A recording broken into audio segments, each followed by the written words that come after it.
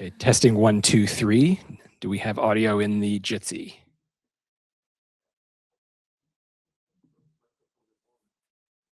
Anyone in Jitsi wants to, well, they can't hear me if they can't hear me, so that's probably not helpful. But if they can hear me, comment in Discord and let us know. Okay, we're potentially good. Great, I'm gonna turn off this microphone, assuming this one is on, or do I ask you to turn it on, actually? It's on. We're good. Great. Good. Excellent. Well, hi.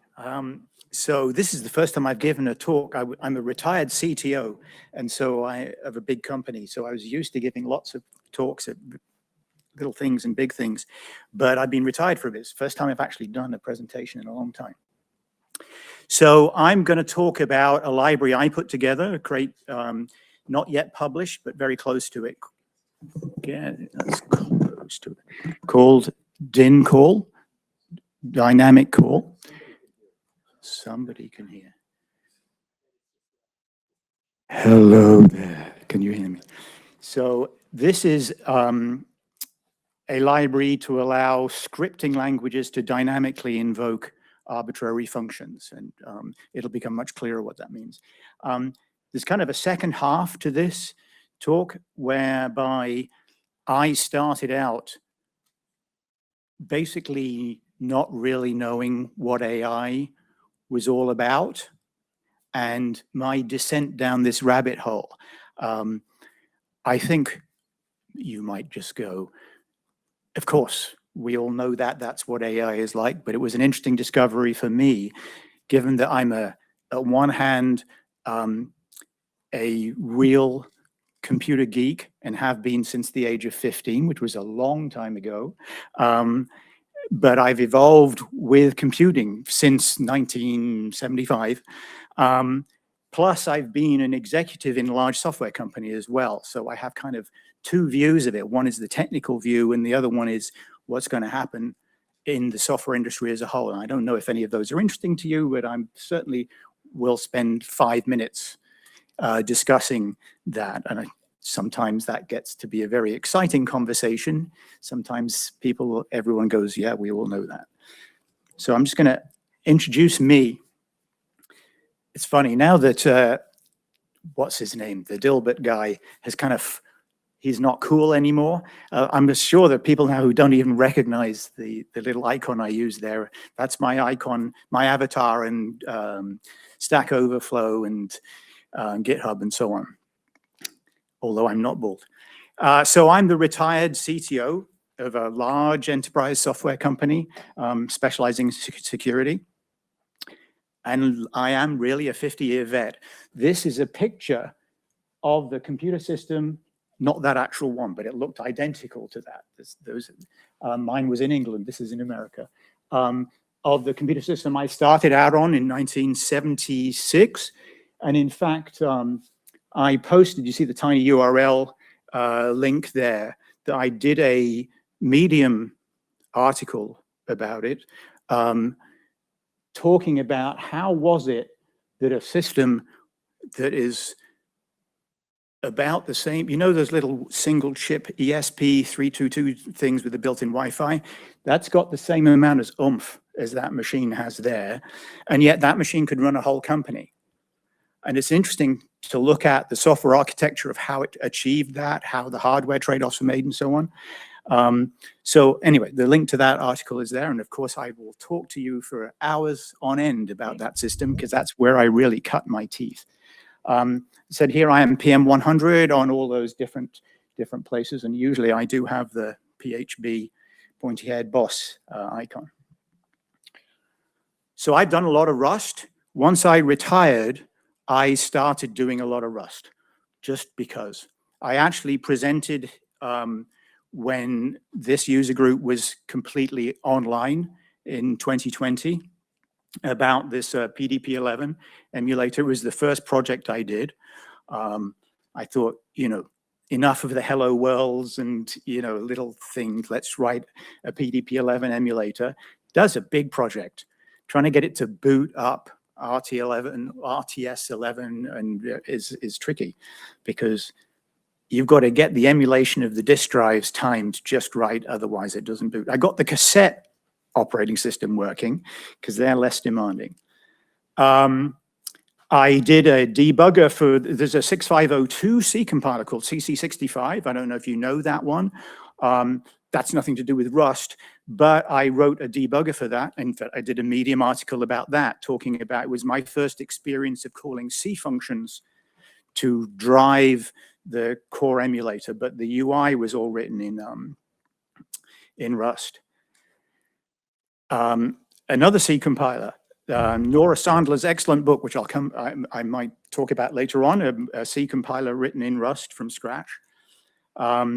I don't know if any of you are familiar with a NAND to Tetris book, an excellent, highly recommended book, completely takes you back to the roots. And I wrote my own toolchain and emulator for that in Rust, just why not? Dyncall, the thing I'm about to present. The only published crate I've got is this thing called eGUI console, which is, I know you know eGUI because last time around somebody talked about eGUI. And this is something that lets you have a text shell as a window inside a GUI application with tab completion and scroll backs and search and all those kind of things. Those are my own private, or just me working on them. I've also contributed to Ratatouille, Git UI. I don't know if anybody here uses Git UI. Fantastic Ratatouille Git client that was lightning fast. A TUI text editor called Fresh, and a couple of other things there. So I've done a lot of Rust. I enjoy doing Rust. An interesting question is, why do we like Rust? I'm sure that's a topic for a beer and a burger. So this is what Dyncall does. So I started this project and I can't remember why. I needed to be able, I was writing some form of text-based interpreter, and I wanted to be able to call arbitrary functions, right? Something I can't recompile. So in Rust, it's easy to call an arbitrary FFI function. You just say extern this and the magic all works. If you need to get clever, you can do bindgen to get things generated for you. But if you imagine there's, let's say, a basic interpreter there and somebody wants to call an arbitrary function, they can't recompile the basic interpreter. So I wanted to have something that was entirely text-based to define and call an arbitrary function. So what I'm showing here is we have C libraries. I mean, they don't have to be written in C, but things that are regularly C callable. And then the my crate Dyncall, and I've got 3 example implementations of people using them. I went out and found 3 interpreters of different kinds of languages written in Rust, and extended them to call into the dynamic call library. So I found a basic. I don't know if anybody knows what LOX is. LOX is another excellent book called Crafting Interpreters. And the Crafting Interpreters book, you build a language called LOX. It's entirely didactic, is that the right word, for just used for teaching purposes? It's not, doesn't have a lot of power to it, but it's very interesting language. And there's a lot of people who've got Rust projects out there. So I went and found a Rust implementation of LOX. I've got a feeling I started the Dyncall project for my implementation of LOX, which I kind of abandoned and came back to. And fourth, I found a 4th implementation written in Rust. There are several of them, in fact, and I added it to that. So what I've got here is, this is not how the end user uses it. This is calling it in Rust rather than calling it from BASIC. But it shows you the basic capabilities, if you'll excuse the pun, of how it works. So you define a function as a string, and the string is the DLL that contains the function, the entry point name, and then a string which represents the calling parameters for it, a string which represents the return type, and then none in this one, but some additional flags, which you'll see in a bit. But this is just to give you a feel for kind of what happens. And then you arbitrarily, you push arguments into the return value of that you got back from the function definition, and then you call, right? As I said, that's not how it's intended. That's not the intentional use, but that gives you a feel for what the somebody writing a basic interpreter would, those are the calls they would have to make to do it. A meta statement.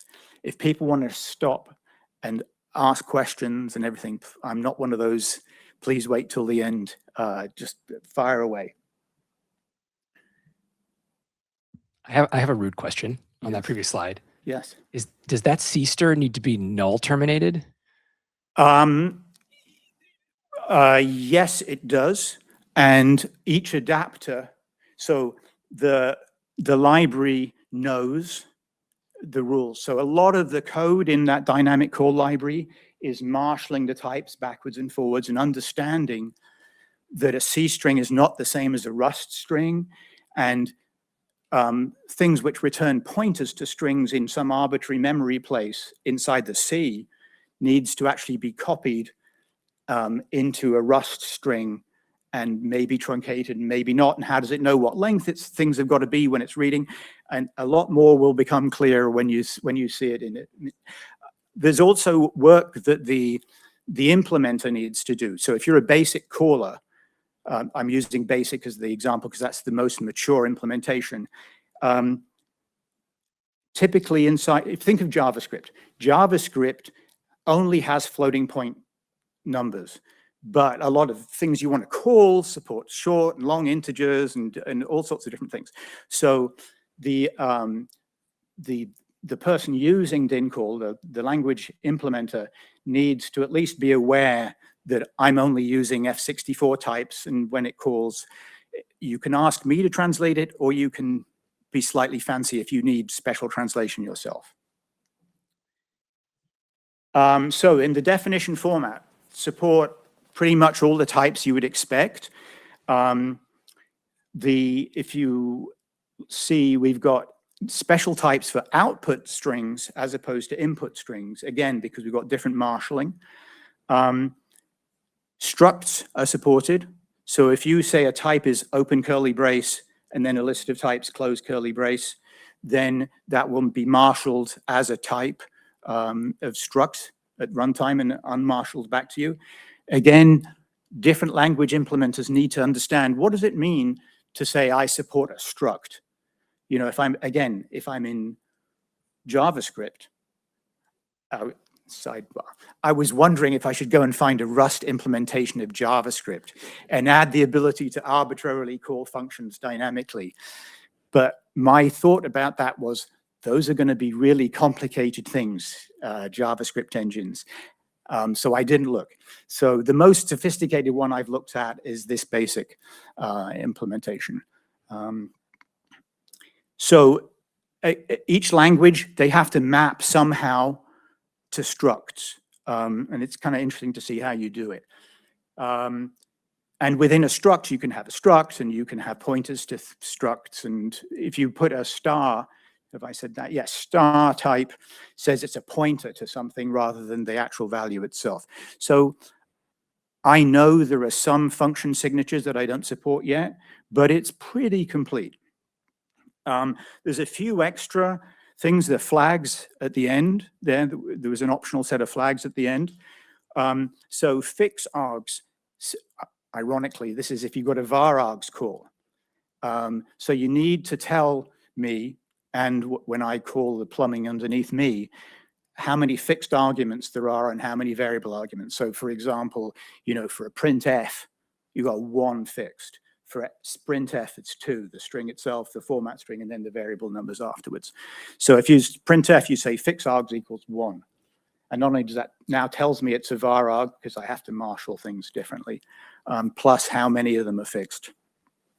Coerce says, would you like me to make best efforts at translating the types in your space to the types in my space?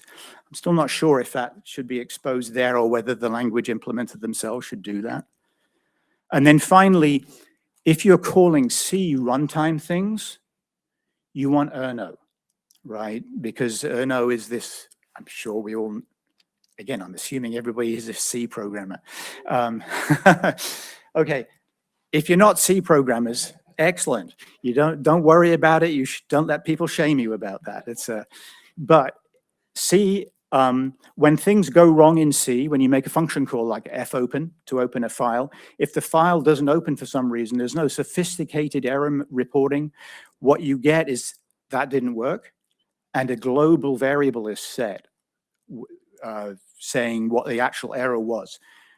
And it's not really a global variable, except sometimes it is and sometimes it isn't. It's implemented by different compilers and different operating systems in different ways. And there's no API you can call. There's no entry point, get last erno, right? So what I do is if you say erno there, I will go and get the erno for you. And as part of the call return, the erno will be buried in part of that information for you. And of course, on Windows, it does get last error rather than erno, but then you have to translate between whatever. So for the output C string, for the output strings, if you call, let's say, a function like gets to get a string, I need to know how big a buffer to make to receive that. Sometimes you could pass me it, but sometimes that's not how the language implementer wants. So what I do is I allow you to say OCStra, output C string, equals, and give me the number of the argument. So if you're, for example, doing an fgets, where I forget, one of them is the length of the buffer, you can say to me, this is a string buffer here, and over there, that argument actually tells you how long it is, right?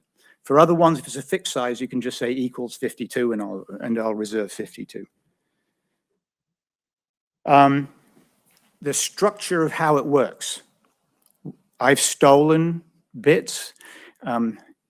Reused, I think, is the word they use nowadays. When I started, it was called stealing, but that was 50 years ago. Now library use is, everybody really likes that. So I actually found this this old code base within the Rust standard library, which is actually retired. They do a different thing, but it had exactly what I wanted to do, a cross-platform way of locating DLLs and loading them into the address space. And there's a lot of cross-platform glitchiness in there, which I just basically lifted. It also uses libffi. So libffi, which not to be confused with the standard Rust's FFI, but this is a library which will dynamically call things for you. So it is doing the basic building of the stack frame on the fly and invoking it. I would like to say that I wrote all of the really gnarly stack frame stuff. I did not. I stole it. I did learn how to do all the gnarly stack frame stuff because I wrote a C compiler from scratch, and so I did learn how to do that, but that's not here. What my code covers is all the definition of that parsing, the parsing of that format, marshalling of arguments and like that, coercing of it, and just basically gluing the whole lot together. And there's a lot of pre and post processing that goes on when a type comes back that the caller said is this type and the definition says is this type. I will mess with it nicely. So one thing I came across, this is just a piece of Rust which I'd seen when reading through books or online and never actually used myself.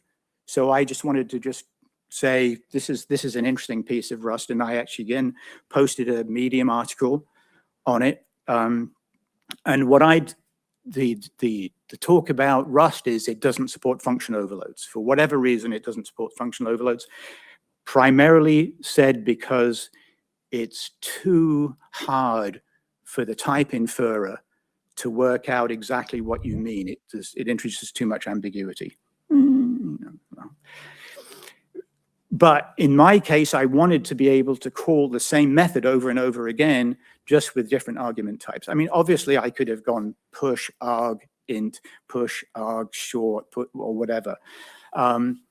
And so by using a trait to arg, and then defining a function push arg, which takes things which conform to that trait, I can now, as you see at the bottom, there's a push arg, a reference to an int, push arg, a reference to a foo, a string or whatever. And that is effectively function overloading, except of course, that function overloads allow different numbers of arguments, which this one doesn't. But for me, it was the first time I'd actually used that combination of traits and constrained generics to allow me to do that. Okay, so this is what it looks like in BASIC. Separate point. I don't know if you were expecting me to show 500 lines of Rust code. I'll happily show you 500 lines of Rust code, but I'm showing you more the results. I'll obviously point you to the repo. So if you want to go and hack about with it, you can do that. So the basic adapter, I started out, I found this fork, this implementation of BASIC in Rust and forked it. And that BASIC included this def function double or any function. It only supported one line. It's a relatively simple BASIC. This is not, VBA or any fancy BASIC. So it could only be one line, but I wanted to adopt the basic style of that and then use it as the plumbing point to use Dyncall. So I changed it to say def xfn for external function. And you can see there an example of using it to call a to I. So it comes out nice and simple. It's very natural for the user of at the basic level. It looks like almost the function calling is part of the language. Let me give you a bigger example, showing you more of the things that it can do. So this is demonstrating calling scanf. And we've got fix args equals 2 because scanf takes 2 fixed arguments, the string we're going to scan and the format string. And also we've got OC string equals 256 saying I want a 256 character buffer when that comes back. I've had to create an empty string buff for it, and then we just call scanf, and what you expect happens just happens. It gets marshaled back into a Rust string, which then the basic interpreter picks up itself. And I think that's a very natural experience now for a basic programmer to basically be able to arbitrarily call pretty much any function.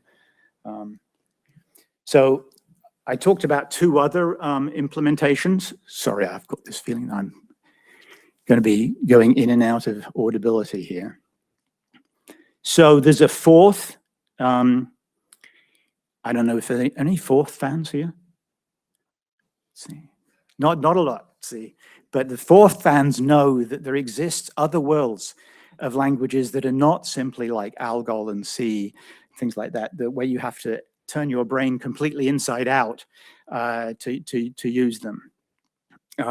So this is now an extension to forth, adding a new keyword in forth called extern colon, where you can just define something and call it. The question about are these null terminated strings, for the fourth one, I actually introduced the word z-string to create zero terminated strings, which this fourth didn't have. Fourth has counted strings. I also then did the locks one, just because that's, like I said, where I think I started this whole thing. Another example of doing of adapting it to another language. I have done other languages. In fact, I got into a hobby of asking AI, which I'll come back to say, go and find another Rust language interpreter that we could add this to, and came back with multiple recommendations. And so we've had a bit of fun finding other languages that we can add things to. So the things that I've got the most important one, I think, is should it be marked unsafe? So let me just go back here. I'm genuinely asking actually now, I want people's opinion. So if you see this, this one here, there is no unsafe there, right? And it doesn't need to have any unsafe because I'm doing the unsafe calling underneath and exposing. At one level, it's a safe thing, but at another level, if you put crazy stuff in that definition string, I guarantee you'll crash, which is not safe. So the question, and it's the call, it's that A to I call.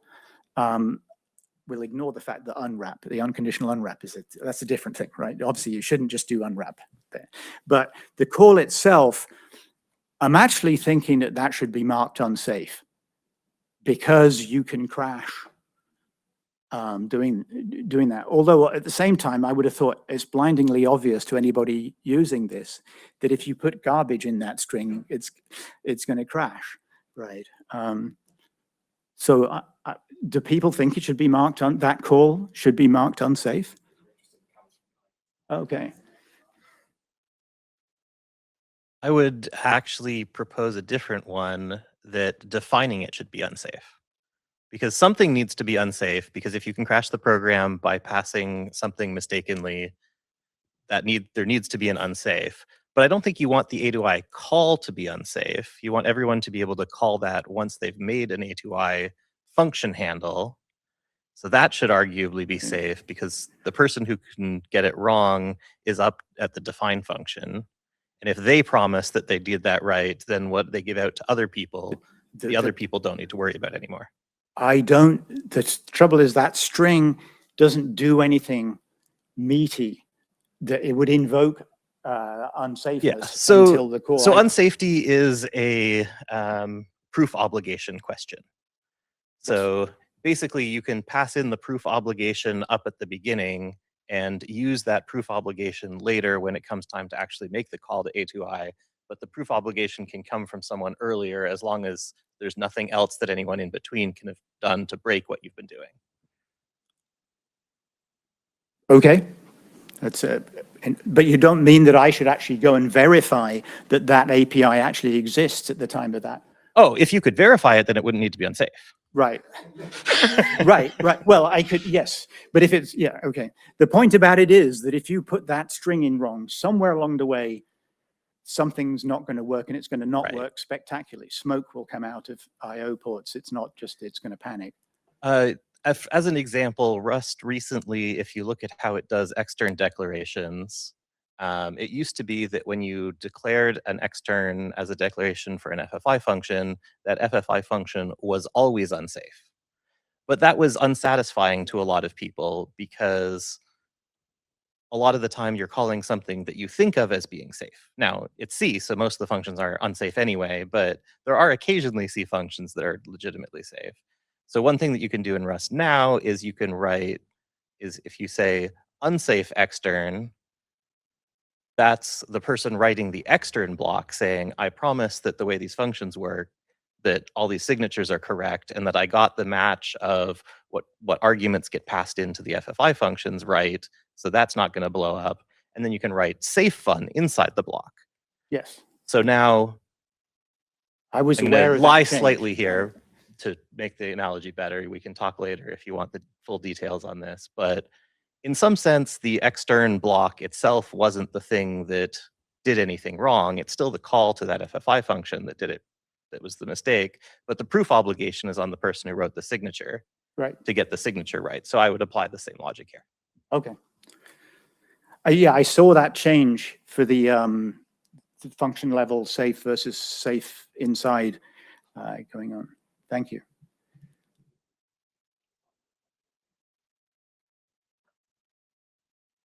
Just a quick question. Yes. So are you saying that if the person were to define the string correctly, like, then there would be no chance that it isn't unsafe when you call it? Well, that's an interesting question. I mean, what's going to happen is I'm going to call a function and you've described it in a particular way. So so it's effectively the same as calling a C function and just passing, it says it's supposed to be a pointer to an int and you pass in null, right? Or something that's just 42, something's going to go bang, right? Or also, if the function does something evil and you pass the right parameters into it, I'm just going to call it, and the evilness will happen. The assumption is that the programmer, the person at the basic programmer knows what function they need to call and what the arguments are and the correct behavior of it. And I can tell you what happens if you don't know that. Things crash, because of course, when I was developing it, it just would die all the time because I was passing the wrong things in. Thank you. There's a mic coming to you from behind. One question I have is on, do we support long jump and set jump in this? I have not even thought about that. That's as I said, all you people who don't know what C is, there's another nice thing in C that you're glad you don't know about, right? I haven't looked. Okay. I'm trying to think, is that something I would need to think about?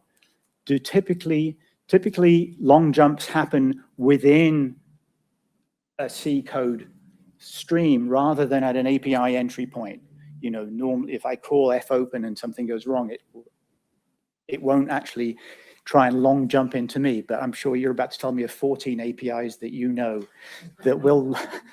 There probably are. Okay. So, but it's a good point. I will actually go and check that out. It's an interesting thing to go and look into. Okay, cool.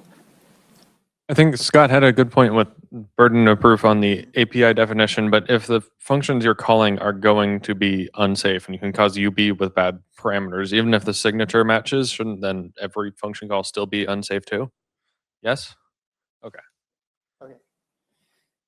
I mean, that's what I was coming down to. I think that in all honesty, I have to really mark it as unsafe because, you know, here be dragons at this point, right? Let me just whiz forward. So, I've mentioned the Erno versus get last error thing. I think I've got it really working reasonably, but who knows? I mean, you can call get last error. That is a real entry point. That's the Erno equivalent on Windows across the entire platform. My struct support, I said it's pretty complete. There's a couple of things still not quite complete in there. The other one is getting stood out, stood and stood in. Again, those are not function calls. Those are global variables, effectively. In fact, of course, in all modern C implementations, they are function calls buried behind headers. What I've ended up doing is simply documenting how, if you're on Windows and you need to get stood in, do this. If you're on Linux and you need to get stood out, this is the function calls you have to do. I couldn't find any easy way of hiding that level of complexity from you. I've mentioned a few books as I went along, and I just want to come back to them because these are three of my happiest places. And I can't recommend them enough. So the first one is, everyone calls that book NAND to Tetris, even though it's called The Elements of Computing Systems. And if you don't know this is a fantastic book. It takes you from building AND gates in a simulated VHDL environment all the way through to writing a light Java application that runs on a CPU that you build out of those AND gates. It's a really, really good book. And a lot of people end up writing implementations of various compilers and things for it. So this is a really nice book. I created an FPGA implementation of that, for example. If any of you ever wake up in the middle of the night and go, you know, I want to write a C compiler, then I highly recommend this Writing a C Compiler book. I actually wrote a series of Medium articles. It sounds like I'm a real Medium hound, but I guess I do quite a lot. If you don't know Medium, it's a, sort of multi-topic magazine space where you can go, free articles, and you can publish articles on it. It's pretty good. It's nicely curated. This book takes you to write a C compiler from scratch all the way through to a pretty good C compiler. The nice thing about it is that the very first chapter, you end up with a working C compiler. Yes, sir. He's going to say, why are you talking about C, having just said there is a way you could make all the calls safe.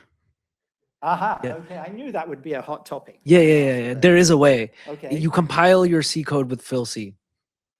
FilC is a C compiler that uses garbage collection and a bunch of advanced techniques to make all C code memory safe.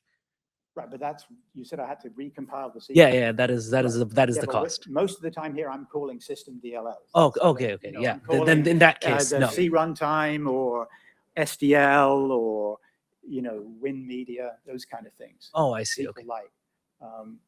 But yes, I understand. What was the name of the project? FilC. Fail. Like Phil. Phil. It's a person's name. Oh, like Philip. Okay, Phil C. Okay, that's pretty cool. Thank you. So anyway, excellent book, highly recommended. One of the best resources in it, if you're also writing a different C compiler, is this huge test suite, like 2,000 or 3,000 test cases in it. It's really good for that. And I did mention also crafting interpreters. That's where the LOX language came from. Another excellent book about how to write languages from scratch. Are we back to safe, or why are we talking about? No, I just wanted to mention quickly, there's a crafting interpreters book like online for free, so you don't actually have to buy it in like a physical form. Yes. And the elements of computing, the Nanta Tetris book has an online course, which is basically free too. Having started in 1970, still like to have something I can write pencil notes in. So anyway, I'm just looking, oh no, I've got a few minutes left. This was my discovery of AI.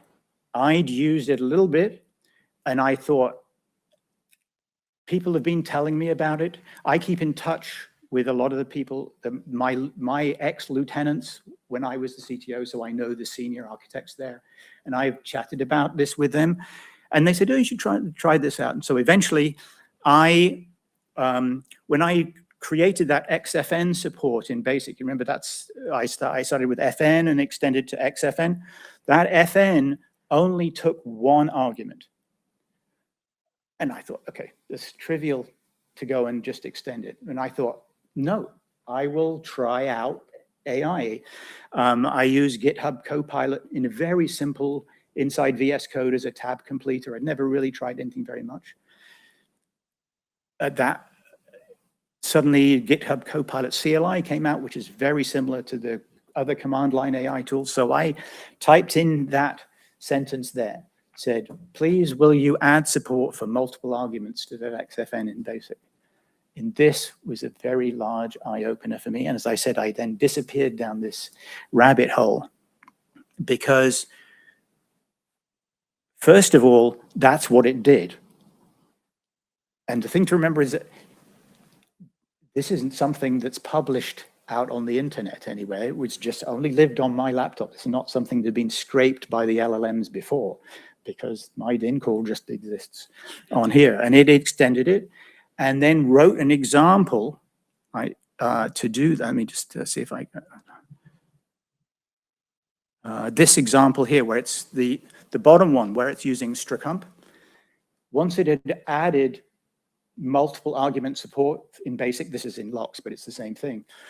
It then went off to find APIs that it could call to exercise the multiple arguments, because I'd done A to I, which takes one. And I saw it go off and decide to use scanf, string scanf.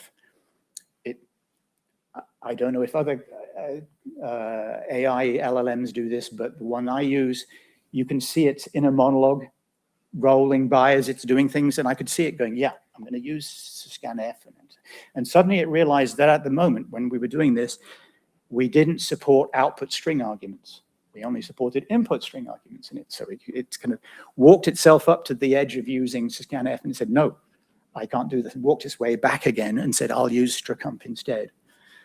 And I watched it do that, and I thought, this is amazing, because it understands what we're doing. It understands that we need a function with argument types, the multiple argument types with the types that we support, and that's a limited set, no outputs, only inputs. And semantically, it understood. It wrote a test. Compare hello with hello, compare apple with banana, compare banana with apple. It knew what the return codes were. That was a real eye-opener for me. As I said, I'd used very, very limited things up until then. And so then I went bananas. Another fruit thing here. But before, I'm just curious. There's this whole spectrum of people on AI at the moment. I'd really love to see a hand show of where people are on this one, right? So on the left there, I'm colorblind, so I don't know if I've got good colors here. On the left is meant to be danger red. Orange is, neutral. Green and gold. Okay, that was my intention. It's meant to be orange and gold. Is that okay? Oh yeah, okay. And of course, that is a value judgment on my side by saying that the gold is the AI is great. So let me just ask, who is on the extreme left? This is slop that doesn't understand anything, and I can prove to you that it can't understand anything because I know how LLMs are built. I saw one hand. Okay. So I would love to talk to you about it later. What about the next level along, which is you can do stuff, but this quote I've got there is, I really got into using AI a lot. One of the projects I worked on, I mentioned at the beginning, projects I've worked on. I worked on Ratatouille's text area, which is a very sophisticated widget in Ratatouille. You can build an editor out of it and so on. And the owner of that repo went silent. So the Ratatouille core decided to adopt the whole thing. And they asked me, because I'd done some contributions, to move over all the outstanding PRs from the old repo to the new one, validate what, and so I got a lot of, I worked out how to really use AI to speed that up to move it over. And one of the people who posted the PR sent me that message. Please don't bother me with your AI review slop comments, right? And I thought, well, that's really weird because you've got this PR that's been parked and I posted a PR. Now, I didn't write the whole text of the PR. I told AI what to put in the text, and it was very straightforward, but it was interesting to watch the complete knee-jerk reaction of, I hate AI. It might be doing stuff, but I don't want to go anywhere near it. So is there anybody who thinks that's okay? That's one vote. And another one there, okay. And another one, okay. Are there any people in the middle here, which is not really tried it, not sure? Okay. Then we've got, it's okay, I use it a bit. This is where I was. I use it for tab completion in VS Code. Because it's awesome when you're doing that. You're writing an emulator. If char equals A, do this, char equals B, do this, char equals C, do that, and suddenly it fills out, all the other cases for you. So we had a few people there. So how many are on the gold end? That this is just amazing and really helps amplify me. Okay. So some people haven't voted at all here, and I suspect I know why, because there's a different spectrum. This is how capable it is. The other spectrum is, what the heck, I was going to use a stronger word, what the heck is this going to do to our industry? Is it ethical? All the issues about power and water and people being put out of jobs and so on, which I know is a different scale to consider. And I suspect that's why a lot of people didn't raise their hand at all on that. Well, it's interesting. We have a spread. We have a spread. I will tell you, I'm unashamedly on the gold end of this. And I have spoken to a lot of people in the industry that I know and respect. And it's really interesting what's going on there at the moment. Yes, sir. I like the acknowledgement of the other. Yes. Yeah, so I actually wanted to kind of ask, it sounded like you were looking at the clock, so I wanted to ask just a general project-based question. I was curious, it seems like to me, and you can totally dismantle this if my interpretation is wrong, but the usefulness of your library is basically to call into C functions from interpreted languages. Yes, exactly. So basically if you were to make like a Venn diagram of just all the APIs that you have access to in an interpreted language, this adds a little sliver probably somewhere outside of the interpreted language of just the C APIs that are accessible via the standard lib, but not accessible via some language feature in that interpreted language. So, yeah, sorry. So, great question. Great question. Trying to shred my project and tear it apart. No, the point about it is that if you look at the basic interpreter I've got, you cannot call arbitrary functions from it, right? That basic language supports the keywords that basic language supports. It doesn't have, it's got print and file IO, and that's it, right? I have some demos here where I've got it using SQLite to run a database, or SDL to do animated graphics, and using SDL and another SDL implementation to go and create a slideshow with sound, none of which are supported in that basic. So any callable API that exists in the space that thing runs on, whatever platform it is or whatever, you can now use, and it doesn't require the language implementer to actually go through and say, should I support SQLite? Should I have new verbs in the basic for doing it? It allows them to call any function you like, right? So at the language level, right, you found a implementation of a Rust implementation of the basic interpreter. So I have there's a basic interpreter. It's a relatively simple basic interpreter. It doesn't have a huge number of API calls it supports. Basically input, output, file IO, right? Which if you think about it is what a lot of simple basics have. This enabled, one of the things I was wondering if I'd have time for was to actually ask AI to write a demo using Dyncall, which is pretty cool watching it do it. But I've only got 5 minutes left, so I'm not going to do that. But if you've got a language that only supports basic, whatever the language designer wanted to support, then adding my thing in, which is relatively easy for the language designer to do, now you can call anything. So the hook to being able to call anything is really simple. It's to add support for your capability to the basic interpreter that you found, you basically just add the one hook that you provide, and then yes, rather than choosing to decide, do I want to add SQLite implementation directly to my basic, you can use my library and I'll let you call anything, right? Yes, you have to put in a chunk of lines, and I've got a document saying how to write an adapter for your language with examples from the different adapters of what you actually have to do to marshal the data out of whatever format you use into and back again. But it does mean that a language like that LOX interpreter, LOX has no IO at all in it. you can now do sophisticated graphics using SDL2 from it if you want to. Just, yes. And now I've got to shut up. I've just got a question. Oh, right, sorry. I thought you were Everything. also telling me to shut up. I No, thought we were going to have a big no, hook. I want you to talk.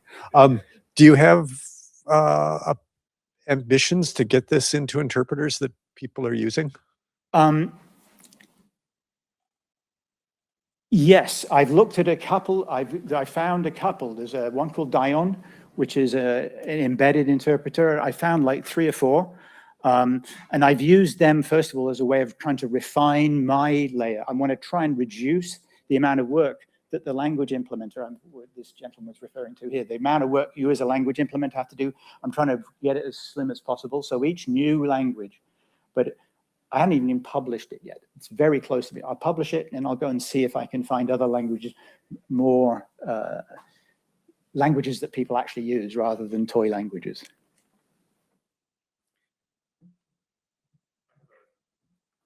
I can use my outdoor voice if you like it. No, for the people online, we have to, pass this around.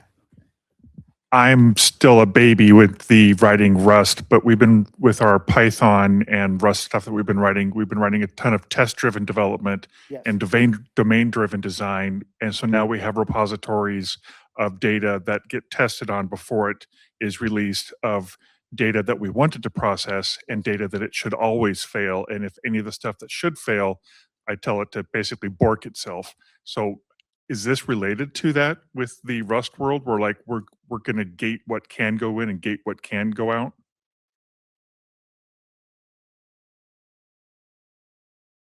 I think this comes down to the same question we were in about the safe versus unsafe things, right?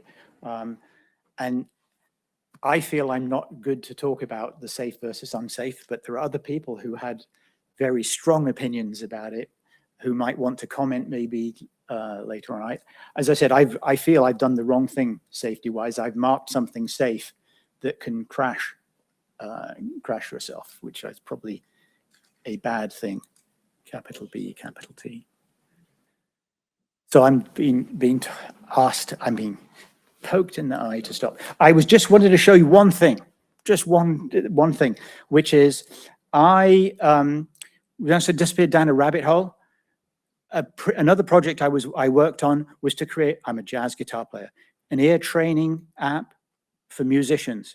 And I didn't like the way I'd implemented it. So I just said to AI, just build one for me in the native languages of every platform, which I didn't know any of them. And it built me a Tory app in Rust, a Kotlin app in Android, and a Swift app in iOS. I have never written any of this code. I don't know how it works. What I do is I switch back to the job I used to have before I was CTO, as a program manager in Microsoft, where I just tell it what to do and it does it, right? I have no idea I know how Tory works. I told it to put as much code into Rust at the back end as possible. All the music theory stuff, the knowledge about notes and so on is in Rust, because it means I don't have to have too much platform specific code.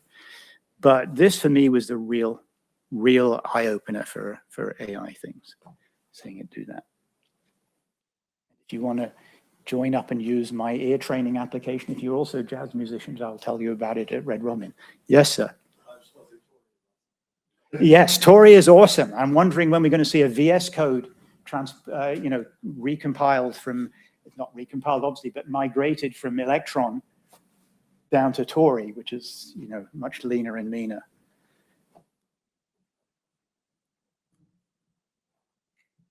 Okay. Thank you.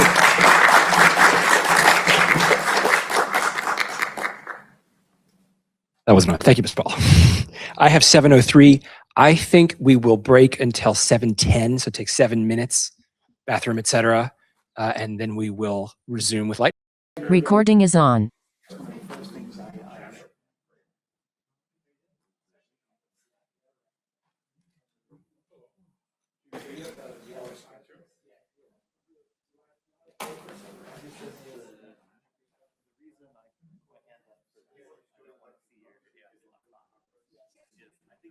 Powerful, but I also mostly see people who don't really know and generating a bunch of garbage that and sending it for PRs, I get the feeling of like, you know, it's a chainsaw, and if you know how to use a chainsaw, it's amazing. And if you don't know how to use a chainsaw, Jitsi is our like Teams competitor. It's like an open source.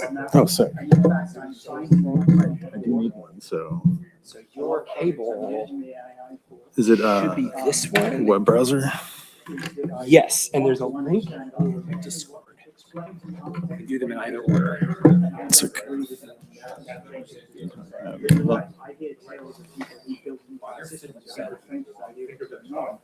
And it's great.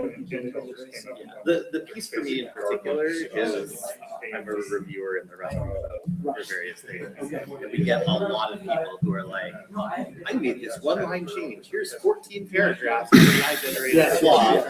I don't want to read any of this because none of it is useful. None of it is intelligent. None of it said anything that makes that's like useful. So that's where the problem is. There's a lot of like, oh, I changed this because blah, and then you ask them about that. You get the AI generated answer back, but they don't understand what they did. That AI is not very that I think I was taking and going through it in detail. Copilot really likes that section at the bottom, and here's what I changed in every file. And I've never found that useful because I can skim the actual code for it faster instead. For example, yeah. 15 lines. So, Just really unsafe. Yes. My question was like, if you define the function correctly in a string, but then call it with the incorrect type arguments, what happens then? So that one I can deal with because you told me this should be an int. Yeah. If I've got if you told me to coerce, and I can work out how to coerce it for you, and the coercion is very broad. So if you told me it takes a string, you give me 52 as an int. Yeah. I will convert it to a string. That's going off. It's like a point of But if it's not real, yeah. If it's not correct, I will reject it. Or do I? If you say You're don't correct, Yeah, just put your name in and to a string, Yeah. and you pass me a string, I'll reject it. But does yes, I believe so. I don't know why. I think you just click. So remember, you're calling me Russ. Yeah. So you can't just And arbitrarily. then you can share your screen. Because Which one is It's the third one. The screen is the arrow on it. That's what gets in you. general, I validate the parameters because I know what the parameter types are, you told me. And in fact, the adapter. That's what gets you. With the basic recording. The person who's writing the language itself, the adapter layer, should also query me the machine readables. Tell me what are the parameters so it knows what, if it needs to convert things or not before calling it. So I try very hard, but if you give me, it's more than if you give me the wrong signature, not that if you pass the incorrect arguments. If you pass the wrong arguments, 90% of the time. So like, if you're actually taking raw pointers as arguments, then that would need to be unsafe. I don't take raw pointers, well, except, of course, in general, I don't have anything except raw pointers. I accept references. You're welcome to. Or if it's just like web browser. Like if you're calling them it's Right, but you have to pass me. So you have to say, this is a buffer. Yeah. This is a buffer. This is a buffer. Yeah. And you have to pass me ampersands ampersands to a relevant rough string. For the output ones, you can ask me to allocate it for you. At the same time, I would say you're not going to use it. Typical use cases are things. Okay, like- cool. Yeah, I'm gonna. I'm calling graphics libraries, calling database libraries. One of my phase conditions is to ask AI to do a super write demo using basic. It's really cool watching it do. And especially is the fact that my library is very. No way that the LLMs can do anything about it. And yet they, by reading the source code in my library, they can infer, how to call stuff. It's those are real. The other one which I didn't get. I talked about the nano Tetris. Not that one specifically, but I've done It's a some. ridiculously strange sequence. It's got two instructions. And can do a lot of stuff with those two instructions. And I told him, can you write me a C compiler for that, please? Write me a C compiler for the nano Tetris hacker sequence. And it did. And it just wrote a complete C compiler. And then I said, how do you, and I said, how is it tested? Write an emulator to test it as well and write test scripts to test it. I mean, that was The Magic Tetris version that I learned on was, it's called, it's a book, it's a short book, it's called But How to It. And it's Start whenever? simple concept, like it starts. Oh, no, I can do it. Yeah. Yeah. Do we have everybody back? Okay, sick. Hello. So I guess, hi, I'm Patrick. I work at a small, I think we're 15, 20 people, fintech startup. We are all Python, but I love Rust and I want to get Rust in our stack at some point. I've done a little bit with PyO3, which is pretty sick. I think I saw like 4 or 5x CPU and memory improvements when I was doing some stuff with it. And yeah, this is I'll do a lightning talk on something I built recently for April 1st, for April Fools. It's called Beep Boop D. And so I did a talk a few months back about my experience with AI and specifically about what is AI good for. And like literally, what am I 100% convinced AI is good for? And the conclusion of that talk was that if you have a problem that has a large amount of inputs or a very large data set on the inputs, and then you have a very small, obviously pass-fail set of data on the outputs. For example, if you have a bunch of raw photos and you want to figure out the shutter speed that those raw photos were shot at, you have a one-to-one map of literally you can take an AI with Codex, Claude. I use Claude. I don't like anything else right now. Big Pickle's fine, whatever. That's in open code. Sorry, I literally tried like 7 different AI products for a while. And I have anti-gravity review Claude code right now. That's and then I look at it too. But so basically, if you have this kind of one-to-one map, then what you can do is you can kind of build a low pass and a high pass filter for the slop, and you can get this like clean signal throughout. And then Rust is also amazing for it because the compiler itself is a filter for the slop. You know, everybody calls it slop because it's, you know, you look at some of it and you're like, well, why is it like this? Why is it so ugly? And it's like, well, you know, it's a box of numbers generating code. So that's what it looks like sometimes. So Beep Boop D, I've never done anything with music and code other than like maybe like firing an alert or something like that. So Beep Boop D has is it beep.sh? Where are you? Oh yeah, it's Beep. Okay, cool. So this is Beep. Beep is a bash script that I had Claude write for when I was running it on a little server in my office, and the server has a tiny little 1-watt speaker, and when it failed or passed, I wanted it to fire a success or a failure. So the success sounds like, oh, did I lose? What am I doing? Oh, hello. Yeah, that's help. It's also a version. Yes, it's very surprising when you run it the first time to like read this, and it's like, yeah. That's I told Claude, I was like, hey, can you make it do wee woo like Patrick from SpongeBob? And that's what it came up with.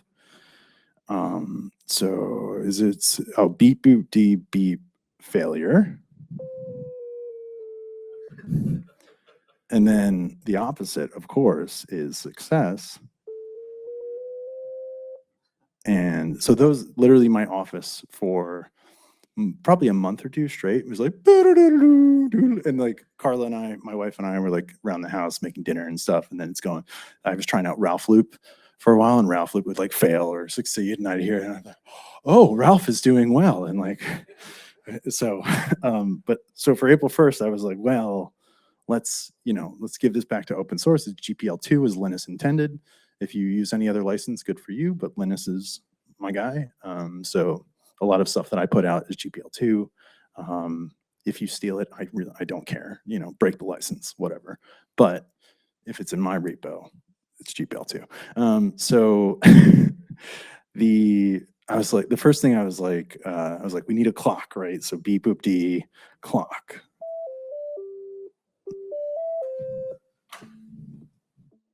And that counts the number of chimes in the day, that's fun. And then,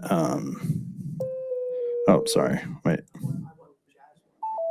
Oh, yeah, we're getting there.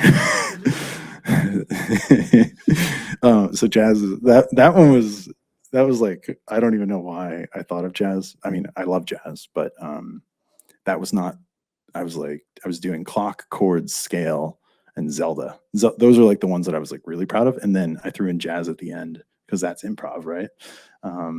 But let's see what, so all of these, the thing about beep boop d is meant to run as a daemon, right? And why would you need a sound daemon? Well, if you have a little 3-watt, 1-watt speaker in your office and you don't have a clock in your office, it's really fun to have it run at the top of the hour. And then how do you know when the top of the hour is a different hour if you're not using the clock? Well, each one of them plays a different chime at a different time of the day. So Zelda actually has, so that's the sun song, and then I think it's got storms. Yeah, Epona.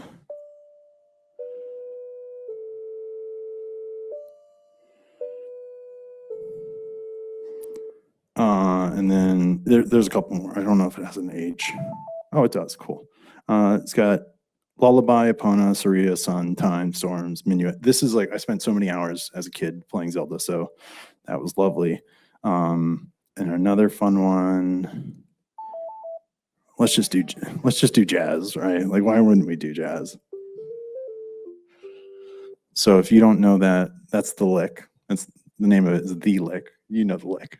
Yeah, everybody knows the lick. And it's just like, if you ever are listening to a jazz song or you hear somebody doing improv and then you hear that's like a nod to the lick, and like, it's just silly.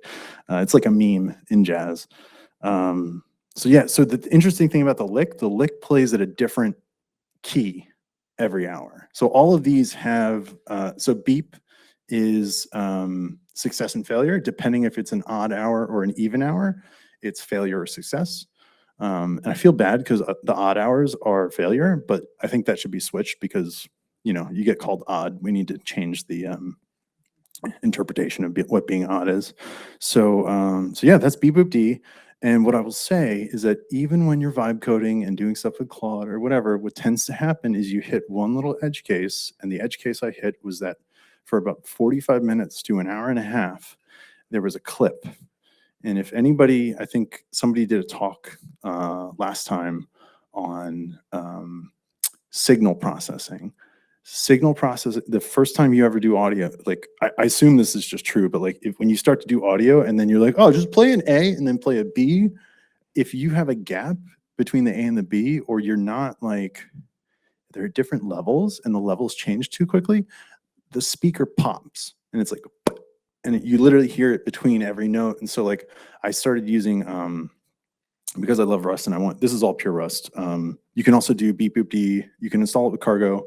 It's on Cargo. You can do beep boop d install. It'll detect if you're on Mac or Linux, and it'll install a systemd service, or it'll install launch control. This is like a stupid amount of time I put in this April Fool's joke. But I mean, I'm in like DevOps and that stuff. So if you can't install it, nobody's going to use it. So I put time into that. And where was I? Signal processing is hard. So Rodeo allows you to load it up with like a queue of notes to play, and you can it's like queue add, queue add, queue add, and then what you notice is that when you use the queue format in Rodeo, it pops. And so I was like, okay, Claude, we got to go into this, and it's like I'm doing signal processing now, and like it generates a buffer of literally the A sine wave and then the B sine wave, and then it normalizes across them, and there's a low pass filter, and like I'm like way too deep into that. But the current PR that is open is I'm done. Basically, there's a sleep wake bug because of course you don't implement your own cron jobs. Just, but it's fine. I'll deal with that. But the interesting part here is there are. So I added some Eric Satie for Elise, Swan Lake and stuff. And so now what I've done is this. I rewrote the way it expresses notes so that the type system itself expresses whole notes and half notes. And then rather than changing the BPM of an individual song, what you can do is you can say, I want BPM 188, and then the type itself will get functionally rendered to the time format of the notes. Because obviously music is a type notation system, so why would we not have it just be a type system? So happy April Fools.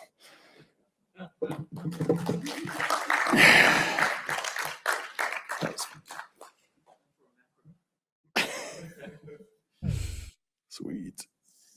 Ready to go?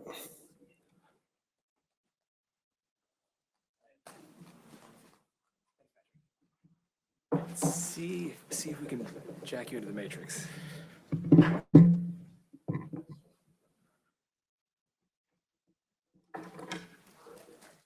Should be this one, unless you don't have USB-C display, in which case. I know the HDMI works. All right. I have a normal HDMI port. So.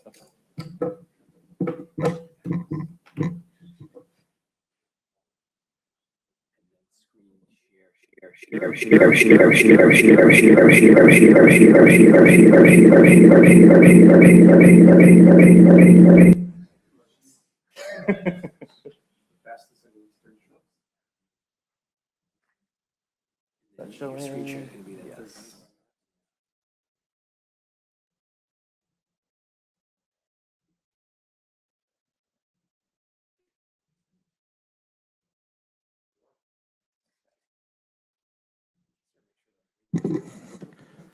We'll see how this goes. I didn't actually really plan anything. I figured I'd throw this on the screen because someone said fourth earlier, so. Concatenating programming is great. You should learn about it. Yeah. In other news, I'm here to talk about range inclusive. Rust 1.95 came out today, and it has a second range inclusive type in it.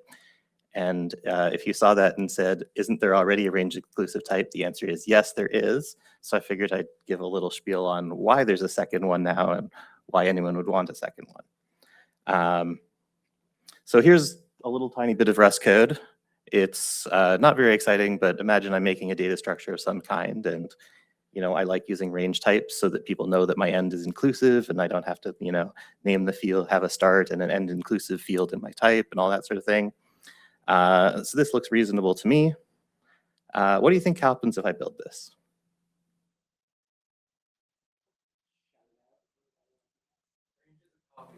Exactly, range isn't copy. So straight copy cannot be implemented for this type. Good call. Why is range inclusive not copy? Range inclusive is an iterator.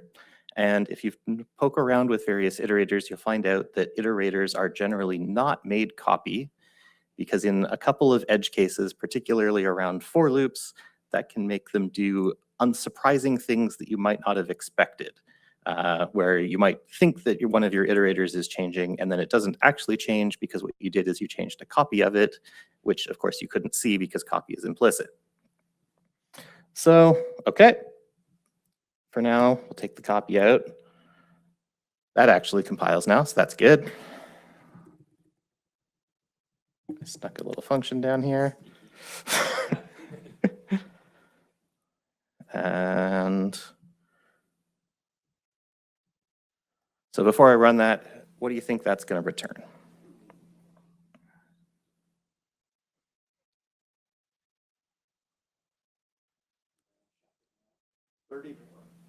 bytes.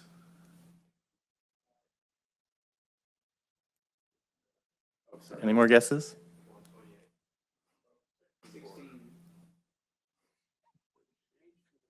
So it's going to show in bytes. Okay, 28. Yeah, 24.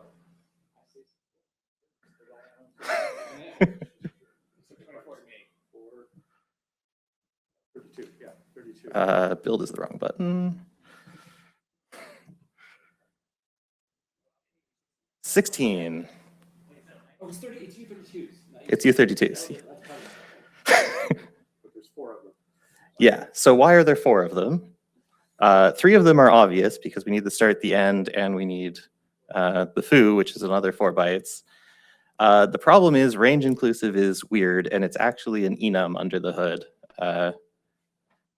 Or it might not be an enum anymore, but there's another bool flag because it needs to track, oh, wait a minute, I don't know that I'm done. I need a bool to tell me that I reached the end. Because if you want to re-loop through the whole range of a type, you end up with this weird end situation.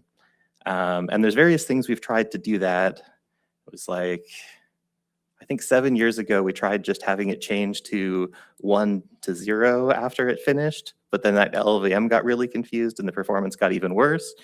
So now it's just this very unfortunate thing with an extra field in it, which means that if you have the old range inclusive, you should probably never put that in your data structure because you never wanted that anyway.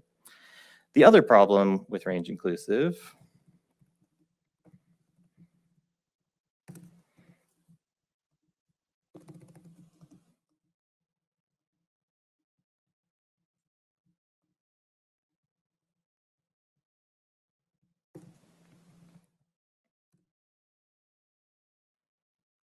what did I get wrong now?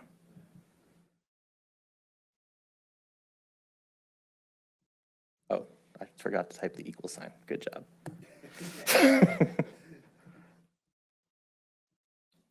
Well, actually, you know what? Do something easier first. One thing that's nice about a normal range is that works just fine. You can destruct it, get the fields out. It's a normal type with public fields, doesn't have any special invariants to it. You can do what you want. What do you think this does?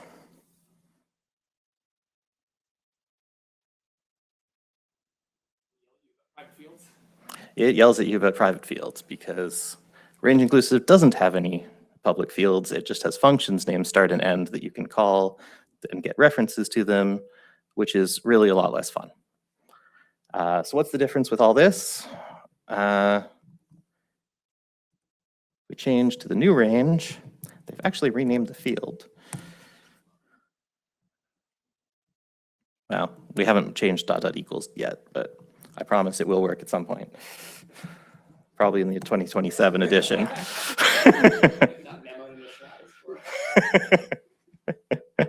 Oh, it doesn't like my to-do. Anyway, suffice to say there is a new range type. It's called range inclusive instead of ops range inclusive.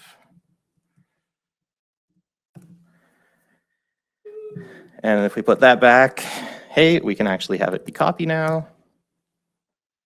And if we look at the size, hey, we're back to 12 bytes, which is what we actually wanted in our data structure in the first place. So that's why you might want to use that new range inclusive. The other piece that's different about it is because it's copy, it's not an iterator. There is also a new type called range inclusive iter, which is the iterator, and that's the one that has the extra space and the other stuff going on. With any luck, that will also make some of the iteration patterns on range inclusive a little faster. I don't think they're actually any faster yet, but the transition from this is the plain old data type with public fields that isn't all that exciting to here's the actual iterator type that we can do a normalization conversion on it. We can look at the end bounds. We can try and convert your inclusive range into a half open range. Half open ranges are way better, by the way. Shout out to Dijkstra. We've known this for, what is it? Was that 1980, that paper? Yeah, it's been almost 50 years. We know that half inclusive ranges are better. Use them.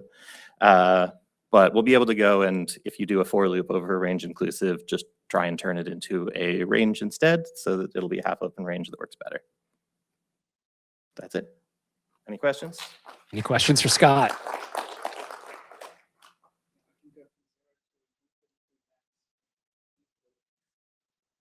Your processor will definitely get there. The old one will continue to work. The old one is completely fine. The syntax still returns the old one, so it's not going to be a warning anytime soon. Mostly this is stabilizing now so that ecosystem crates can start supporting it. There were people looked at trying to move how all these ranges worked a couple years ago, but without ecosystem support, changing the syntax to give you something else just broke too much stuff. So the goal here is that any of the various libraries that support indexing by ranges, various things like that, they will go, now that this is stable, they can add stable support for indexing by the new range type as well as the old range type. Then who knows, maybe next year, when the new edition comes out, we'll be able to switch over the ... equal syntax to giving the new type. That'll still, because this type is into iterator, it'll still work for the simple cases like a for loop over the ... equals or something like that. What is stood range range was the question. Stood range range is not stable yet. So we'll see what it becomes. It will likely become exactly the same kind of idea here. It gains less because it already has public fields and doesn't take extra space. But because the normal ops range is not copy, for the same reason that inclusive isn't, we'll also have the half open range type that will be copy. But that's not stable yet, so maybe that's another talk some other day.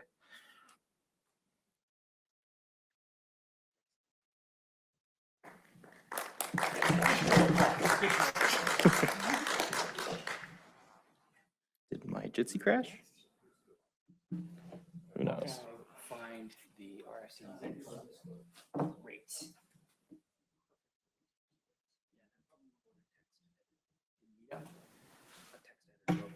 Okay. What channel? Oh, my dad. Oh, hey.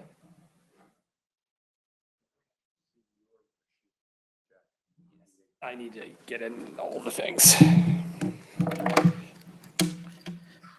Not to mention pulling myself into power. See if it lights up. Okay, your text editor will be gedit, unless you want Vim. No, yeah, that's fine. Okay. Well, it was going to be gedit. There we go. Okay, so you're alt tab back and forth. Is that the page you wanted? Yeah. Okay, and then the last thing I need to. I'll probably just sketch it. Awesome.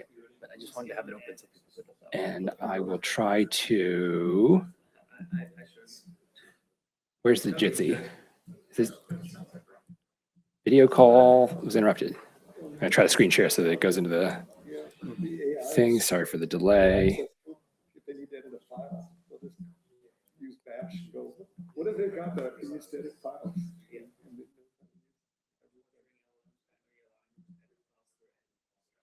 That it would do fine. All yours. Okay. Okay. So I wanted to do like kind of a road not taken sort of talk.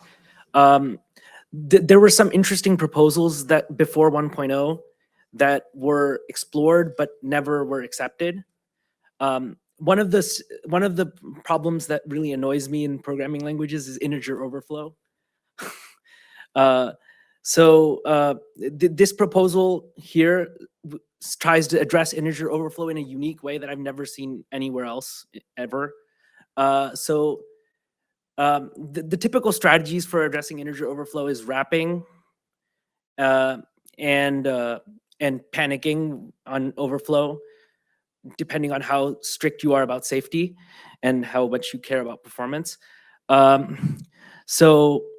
And we won't talk about unsafe on overflow because that's, yeah, that's not acceptable. But yeah, that's another thing people have done. Interestingly, this technique would allow you to do the same optimizations that the unsafe on overflow people get. So the idea is, instead of having fixed integer size types, the way I would envision adding this to Rust in principle would be to extend it with new integer types that are different from the U64, etc. Or there's other ways you could do it, but that's how I would think of it, because they have different overflow behavior. Okay, so what you'd have is basically some sort of struct int, and then you'd have, so the reason the proposal was not accepted originally, one of the many reasons, the reason cited in the official like documentation is my brain melted, which is kind of, I don't understand why that was written there. But the other reason is that they didn't have as much const generics at the time. So it wasn't as stabilized. So we could have like something like, so we have, let's pretend that we have arbitrary integers in the type system, just for convenience. And it's basically something like this, right? So you have bounded integer types that, and then when you add them and multiply them and subtract them and whatever, it correctly manipulates the mins and maxes with const generics operations. Okay, so that idea is a pretty standard idea of having range integer types that allow arbitrary ranges. And then you can compile them to the standard like U8, U16, U32, U64, etc. if you want. But the really cool thing about this proposal is it lets you have closure over these values. So there's actually a third parameter, which I will call level. Okay, so this is where things get interesting. So the min-max range integers, I think, are pretty straightforward to understand. But once you have the level parameter, the idea is that instead of, okay, how do I explain this? So 0 is just the standard range integer. And then if you increase the level above 0, then we take the runtime closure of all the operations a computer could feasibly do in the lifespan of the universe over that range. So if you have, like, for example, if you have a 0 to 255, then we increase the level to 1. That would mean all the addition operations that you could have feasibly within a computer lifespan of like the universe, or we'd probably pick something smaller just to allow the integer to be smaller, right? So the idea is that since we know that computers are only going to have an upper limit to how fast they can be, and we know how long a computer can like feasibly run for without having some sort of internal error or failure or random bit flip or something. So what we do is we just use that to bound the integer size. And then we can have bounded integers with a guarantee in a feasible model of the universe that there is no integer overflow ever. So we can do all the unsafe optimizing of the unsafe integer operations that C++ has. And now you'll think of the problems that arise from this. Yeah. So the first one, obvious one, is multiplication, right? Like, so if I do 2 times x and I just do that in a loop, that will cause it to overflow rapidly, right? So multiplication has to have a different type. It has to increase the level. Okay, and there's another requirement. So once the level increases above 0, so the 0 ones are copied, right? Because they're just ranged integers, that's fine. But the ones above 0 level are ownership based. So you can do plus equal like this, like say, so this would be like a 0 to 1 min max and then like a level 1, say, then you can do plus equal in the loop, and that's no problem, but you can't do x plus equal to x. But the main benefit is you get a guarantee that there will be no integer overflow. You get to do all the unsafe optimizing you want. And you also get full integer semantics for reasoning. So so you don't have to worry about like overflow in your edge cases.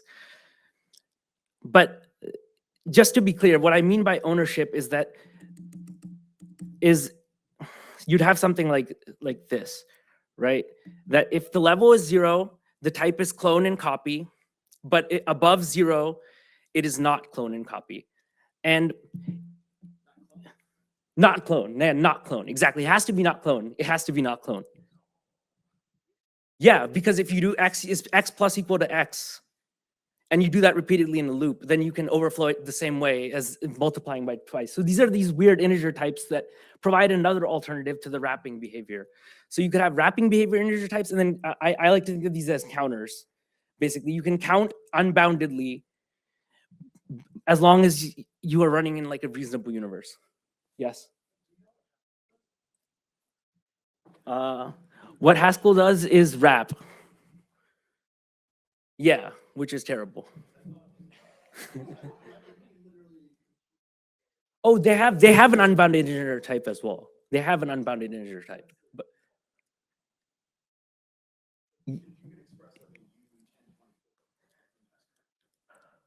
so there is an unbounded integer type. You can have bounded ones with explicit bounds. However, the integer literals in Haskell are generic. So you can have any type as an integer literal, as long as you implement the right type classes.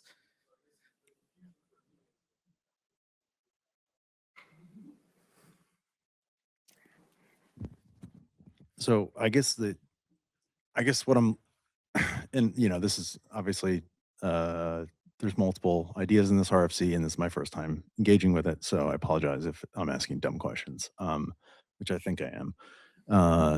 But so like you're trying to make this thing generic, and like you're trying to express the conceivable set of, you have this category or this like certain different types of infinity that you're trying to express in a single piece of data, right? It's not infinite though, because of the fact that you can only, just to be clear, when you increase the closure level, you cannot add the same level to it. You can only add numbers within the min-max range. So it's kind of like an accumulator for, say, if you have 0 to 255, it's an accumulator for 0 to 255 values. You can't add like the same thing to itself because of the ownership rules and the typing judgment. And like, so my understanding is what you're trying to express is you're actually trying to express a runtime behavior at compile time, which you literally can't do because you don't know at runtime. Like, you're saying that just because we can parse the x times x versus x factorial versus whatever, like at compile time, we are defining the level? Yeah, the level is a compile time variable. It's a const generic argument in this kind of understanding of the RFC. Gotcha. So the main purpose of the RFC is it lets us use machine integers for unbounded values.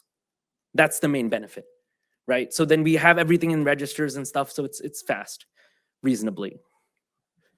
Not like going out, like the other option would be to have an unbounded integer by, like you have the pointer stores the integer, or you have a bit in it, and then you have the pointer to the big integer. But then that has a slow case. Yeah, I mean, That's I guess bad. to me that seems like the obvious, like you have to go for that. Oh, you don't have to go for that for the reason that you pay for a branch then. So that's why that's bad. Here you don't pay for the branch. Yeah, I guess I just don't understand the situation in which I would know the constraints of like, I want to use a U32 and I also want to possibly use a giant infinity bag. Okay. So the idea is that you could use this in more situations where you don't have to think about overflow. Like you could have a language where this was the main integer type, and then but even in Rust you could add this as an integer type and then have this as another option. So you can have the wrapping behavior if you want, you can have the panic behavior if you want, and then you can have this kind of infinity weird behavior based on runtime limits. Yeah, idea. I totally get that. And I think what I realized is that because of my job / what I do, it's not my, like I basically, you would say, hey, I want to go roll this into prod, like this number, this way of doing things. And I would go, no. Yeah, I would go like, no, it's a U32 or it's a U64 and like, do not merge this code, unless, it's like being spread out across a fleet of servers and it's expressing for some literal, like the only way that we can implement this is by expressing it in this way, then maybe, but like I get the beauty. It's like a mathematical concept, right? But like the reason why I love Rust is because I can constrain myself to like a U8 on a regular basis. Whereas in Golang, it's just like, oh, just use an int. Like it'll be fine. Like, don't worry about, like, I don't want to express So quite you can often. just use a level 0 then. You don't have to use the level 1. But I would just use a U8 is what I'm saying. Yeah, but then you have the wrapping behavior. So first of all, the compiler will have to optimize on the assumption that the wrapping can happen. Here we get the assumption that the wrapping will not happen. So it'll generate faster code, at least. I mean, I haven't like tested this, but I know that it is possible to generate faster code by assuming that wrapping will not happen as undefined behavior. Because in C, they explicitly avoid defining wrapping as the signed integer overflow behavior because they want the optimizations. So we could have the optimizations and machine integers and avoid the unsafety that they have to deal with at the same time. This would allow that kind of use case. Like for example, in the RFC, he does a calculation that if you're just bumping a counter, there is no reason why that could ever overflow in the lifetime of the universe if you're on a 64-bit machine. So why do we burden ourselves from a reasoning perspective with this potential wrapping behavior when it's not even actually possible? We have to constantly think about it. And sometimes it can happen due to a chain of errors that otherwise wouldn't have happened, right? But this guarantees that that can't happen at some level. I don't know, that was kind of vague, but does that make sense? Okay. I can see there are additional questions on the table, but I wanted to check. Does anyone else have a lightning talk that they are willing to give? Okay, in that case. Okay.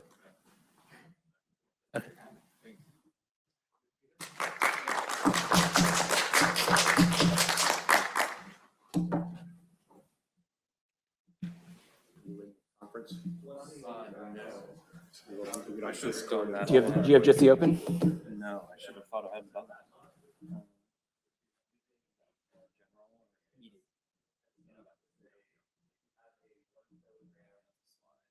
There we are. Yep. And here's your cable.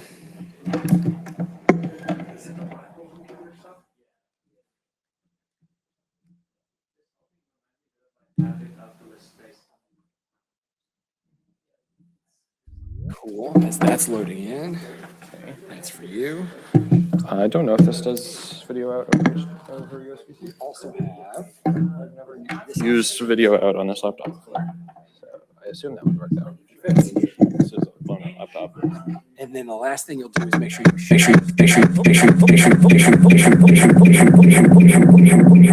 That's fine. and mute your microphone as well. Yeah. Interesting. There's a lot of microphones going on. It's and then yeah, probably whole screen. All yours. And you'll be the last talk, so as long as you make sure to give me 2 minutes to close this out. Okay.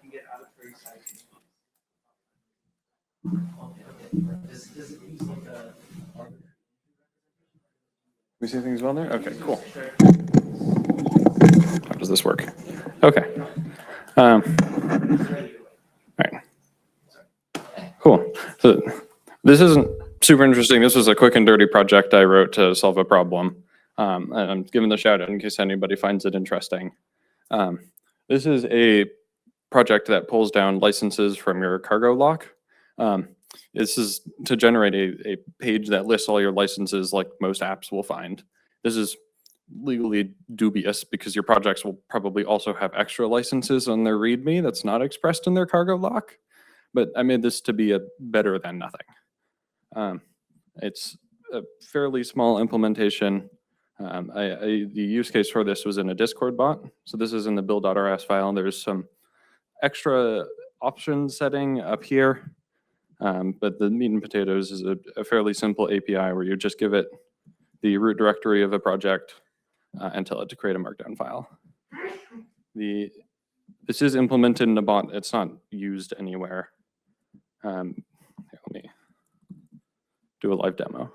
That's never gone wrong. In the help page of this bot, you can just ask for the licenses. That'll think for a moment. It'll give you a markdown file. This markdown file is way too large for Discord to show you, but you can download it and open it in your markdown viewer of choice. Download. So it's a fairly simple markdown file. We wrote our own preamble for this project, but you can write whatever you want. And then it just lists all of your dependencies and their declared licenses. It does pull down authors, but it's my understanding that that field is now deprecated in the cargo.toml for a few reasons. So I'm assuming that will just disappear eventually. But for now, it's there. And at the bottom of the page, it pulls down the license text from the Choose a License project from GitHub. I just grabbed the license files from that repository. So that's what you are legally supposed to do. Yeah, the project is a Pharaoh GPL. That's it.